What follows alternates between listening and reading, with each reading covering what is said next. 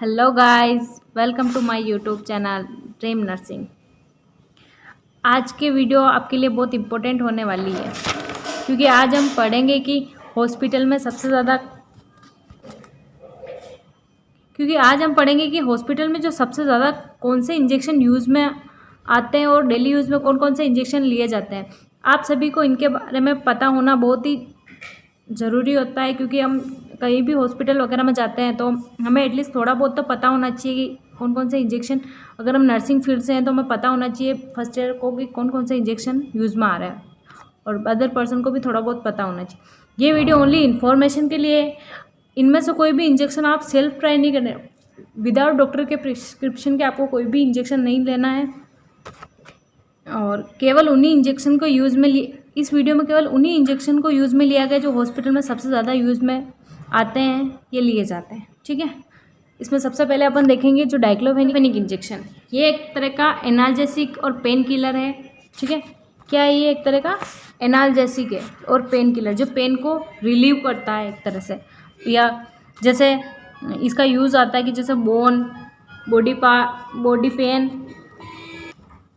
जो एनाल्जेसिक और pain killer है जिसका ब्रांड नेम है डायलेबान। ब्रांड नेम कोई भी हो सकता है क्योंकि अलग अलग कंपनी से कोई भी ब्रांड नेम हो सकता है, पर इंजेक्शन का जो कंटेन नेम होना वो सेम रहता है। ब्रांड नेम चेंज हो सकता है हॉस्पिटल में, पर प्राइवेट हॉस्पिटलों में भी ब्रांड नेम अलग होता है, तो गवर्नमेंट हॉस्पिटल में ब्रांड नेम अलग होता है। तो ब्रांड नेम से हमें कोई भी चीज़ को याद नहीं रखना, हमें बस कंटेन नेम याद रखना है। ठीक है, एनाल्जेसिक का यूज़ अपन कहाँ कहाँ करते हैं? जैसे बॉडी पेन हो गया या फिर बोन पेन हो गया। यहाँ पे लिखा हुआ है कि जैसे बोन पेन हो गया, बोन हो रहा होगा या फिर बॉडी पेन हो रहा होगा, तो उसमें क्या करते हैं अपन? इसका यूज़ करते हैं। मसल पेन हो गया, किडनी स्टोन पेन। जो डाइक्लोफेनिक इंजेक्शन अगर किसी के स्टोन वगैरह है ना, तो किडनी स्टोन, तो हम उसमें भी यूज़ लेते हैं। ठीक है, नेक्स्ट पढ़ेंगे हम इसमें एब्डोमिनल पेन। ठीक है, नेक्स्ट क्या पढ़ेंगे? Abdominal pain injection. Abdominal pain injection अगर ऐसा इंजेक्शन जिनके किसी भी तरह से पेन हो रहा होगा पेट में, तो उसके भले उसका रीज़न नहीं पता होगा हमें, अगर उसका रीज़न नहीं पता कि किस वजह से पेन हो रहा, पर जो इसमें हमें पता होना चाहिए कि जो एब्डोमिनल पेन इंजेक्शन में कौन कौन से इंजेक्शन यूज़ में आते हैं, मतलब जो हॉस्पिटल लाइफ जो सबसे ज़्यादा यूज़ में लिए जाते हैं। इसमें 3 टाइप के इंजेक्शन सबसे ज़्यादा यूज़ में लिए जाते हैं। सबसे पहला आता है डाइसाइक्लोमान। ये सबसे ज़्यादा हॉस्पिटल में मोस्टली यूज़ किया जाता है। ठीक है, फर्स्ट प्रायोरिटी इसको दी जाती है हॉस्पिटल में क्योंकि ना मोस्टली ये यूज़ में देखने को मिलता है। गवर्नमेंट हॉस्पिटल हो गया या फिर प्राइवेट हॉस्पिटल में ये सबसे ज़्यादा यूज आता है। फिर सेकंड नंबर पे आता है डोटावेरिन। डोटावेरिन जो इंजेक्शन होता है ये भी एक तरह से एब्डोमिनल पेन में यूज़ किया जाता है। अगर डाइसाइक्लोमाइन से अगर इंजेक्शन से फ़र्क नहीं पड़ता है या फिर रिलीव नहीं होता है, तब अपन क्या करते हैं? सेकंड नंबर पे डोटामाइन इंजेक्शन देते हैं, डोटावेरिन इंजेक्शन देते हैं। अगर डोटावेरिन से भी अगर फ़र्क नहीं पड़ता है या फिर रिलीव नहीं होता है पेन को, तो फिर अपन क्या देते हैं? हायोसिन जो इंजेक्शन आता है ना, वो अपन देते हैं पेशेंट को। ठीक है, फिर आता है एंटीहीमेटिक्स।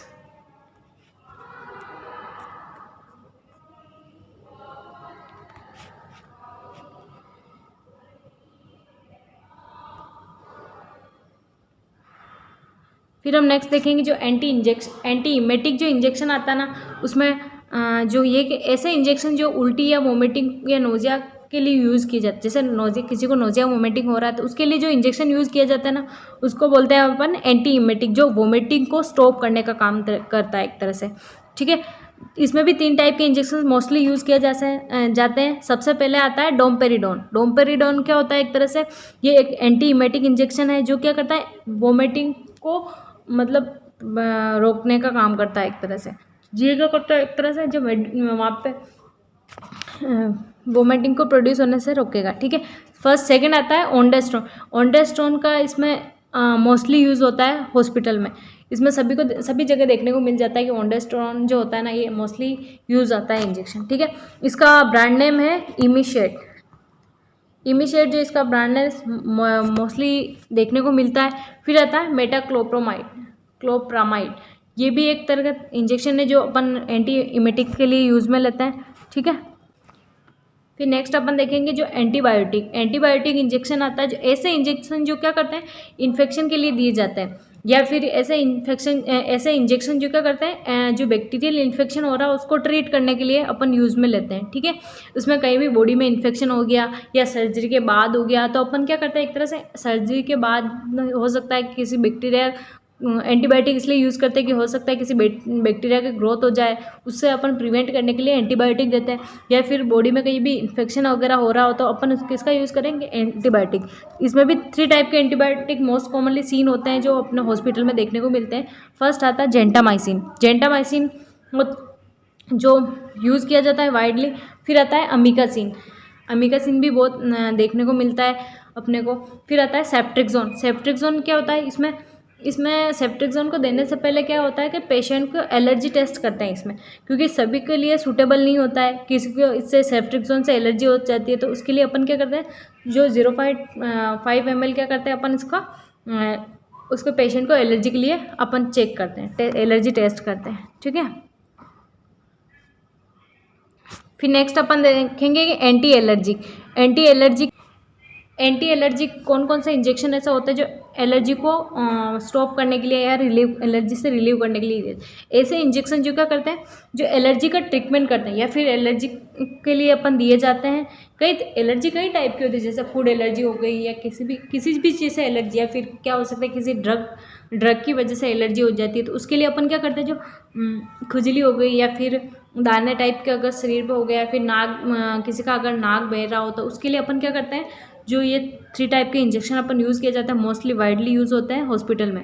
फर्स्ट आता है फिंड्रामाइन मेलेट। फिंड्रामाइन मेलेट क्या होता है, एक तरह से ये फिंड्रामाइन मेलेट होता है, ये इसको अपन क्या बोलते हैं, एविल भी बोलते हैं एक तरह से। इसको एविल बोला जाता है। ये मोस्ट वाइडली यूज़ होता है हॉस्पिटल में एंटी एलर्जी के रूप में। अगर किसी भी टाइप की एलर्जी हो जाती है तो अपन क्या करते हैं, फिंड्रामाइन मेलेट को यूज़ में लेते हैं अपन, जिसको अपन एविल के नाम से भी अपन जानते हैं, ठीक है। फिर अपन देखते हैं डेक्सामेथासोन। सेकंड आता है डेक्सामेथासोन। डेक्सामेथासोन ये एक तरह का स्टेरॉइड है, ये भी अपन एंटी एलर्जी के लिए यूज़ में लेते हैं। फिर आता है बीटामिथासोन। बीटामिथासोन ये भी वाइडली यूज़ में लिया जाता है, ठीक है। इसके बाद देखेंगे अपन इंजेक्शन ऑफ गैस्ट्राइटिस। गैस्ट्राइटिस क्या होता है, एक तरह से मतलब जो इन्फ्लामेशन हो जाता है किसी भी वजह से तो अपन उसमें यूज़ करते हैं। जैसे अपने क्या होता है एब्डोमिनल या पेट में क्या होता है, जब एसिड बहुत ज़्यादा बनने लग जाती है, एसिडिटी होने लग जाती है, या फिर क्या करते हैं, या तो एसिडिटी में अपन देते हैं गैस्ट्राइटिस, या फिर GID। यहाँ पे GID का मीन्स क्या होता है, गैस्ट्रो इसोफेजियल रिफ्लेक्स डिजीज़। जो क्या होती है, बार बार जो क्या होता है, अगर इसोफेजियस में क्या होता है, जो गैस्ट्रिक कंटेंट क्या होता है ऊपर आने लग जाता है केनाल के थ्रू, तो क्या होता है बैक फ्लो होने लग जाता है। तो उसकी वजह से क्या होता है, ये जो गैस्ट्रो इसोफेजियल रिफ्लेक्स डिजीज़ होने लग जाती है, ठीक है। फिर इसमें अपन मोस्ट टाइप से 2 इंजेक्शन के वाइडली यूज़ करते हैं अपन, रेनिटिडीन। फर्स्ट आता है रेनिटिडीन। रेनिटिडीन को अपन क्या रेंटेक नाम से भी जानते हैं, जो अपने सबसे ज़्यादा हॉस्पिटल में यूज़ आता है गैस्ट्राइटिस के लिए, जो एसिडिटी को रिलीव करता है, ठीक है। फिर सेकंड में आता है पेंटाप्राजोल। पेंटाप्राजोल क्या होता है, होने लग जाता है, इसको अपन पेंटोसिड के नाम से भी जाना जाता है हॉस्पिटल में, ठीक है। ये क्या करता है, एक तरह एसिड जो इंक्रीज़ हो रहा होता है उसको क्या करने का, कम करने के लिए अपन इंजेक्शन में यूज़ लेते हैं। जो नॉर्मली क्या कर सकते हैं अपन, नॉर्मली तो क्या करते हैं अपन टेबलेट के रूप में लेके भी अपन क्या कर सकते हैं, गैस को एसिडिटी को कम कर सकते हैं। पर अगर कहीं इमरजेंसी कंडीशन वगैरह हो गई तो उसमें क्या होता है, मोस्टली इंजेक्शन यूज़ में लिया जाता है, ठीक है। फिर आता है अपन उसमें जो एक ट्रेनेक्जिमिक एसिड के इंजेक्शन देखेंगे अपन नेक्स्ट। ये ट्रेनेक्जिमिक एसिड इंजेक्शन ये क्या करता है, एक तरह से ऐसा इंजेक्शन है जो बहुत ज़्यादा यूज़ में आता है हॉस्पिटल में। ये क्या करता है, अपन कहीं पे भी एक्सीडेंट वगैरह हो गया या फिर कहीं से भी ब्लीडिंग हो रही हो तो उसको क्या करने का, ब्लीडिंग को स्टॉप करने का काम करता है। ऐसी कंडीशन में इंजेक्शन लगाया जाता है जो बहुत ज़्यादा हैवी ब्लीडिंग हो रही है, किसी के क्या हो गया, अगर किसी के पाँव कट गया हो या किसी के हाथ या फिर कहीं इंटरनल ब्लीडिंग हो रही हो तो उस टाइम क्या करते हैं, ये जो ट्रेनेक्सेमिक एसिड जो इंजेक्शन है इसका यूज़ लेते हैं। इसका ब्रांड नेम होता है, इसका ये ट्रेनेक्सा जो ब्रांड नेम है ये मोस्टली यूज़ किया जाता है। कौन सा ब्रांड नेम, ट्रेनेक्सा, ये मोस्टली देखने को मिलता है। जो इसमें ये क्या ओनली IV यूज़ होता है इसका, इस इंजेक्शन का, ठीक है। और ये विदाउट किसी डॉक्टर की परमिशन से अपन ले सकते हैं, विदाउट डॉक्टर परमिशन अपन नहीं ले सकते हैं इसको। ये एक तरह से ट्रेनेक्जिमिक एसिड इंजेक्शन होता है, ठीक है। जो और से अब लास्ट हम देखेंगे एक इंजेक्शन और जो वाइडली यूज़ होता है, मेकालोबाई, जो इसको मेकोब्लामाइन, ठीक है, इंजेक्शन। ये क्या करता है, अपन इसको अपन विटामिन का इंजेक्शन के नाम से भी जाना जाता है इसको।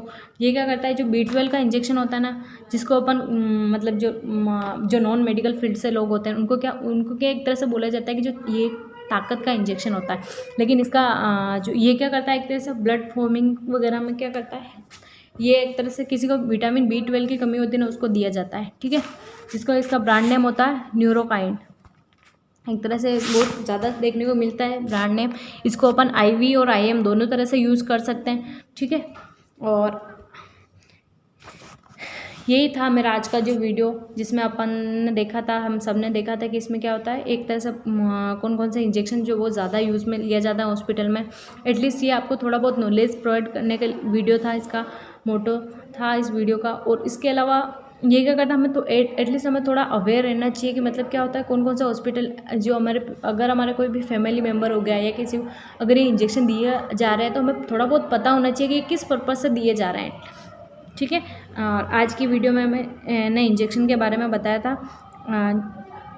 जो जानना आपके लिए बहुत भी इम्पोर्टेंट है। अगर आपको कोई भी डाउट हो इस वीडियो से रिलेटेड तो आप प्लीज़ कमेंट करें और मेरे चैनल को सब्सक्राइब करें। Thank you for watching my video.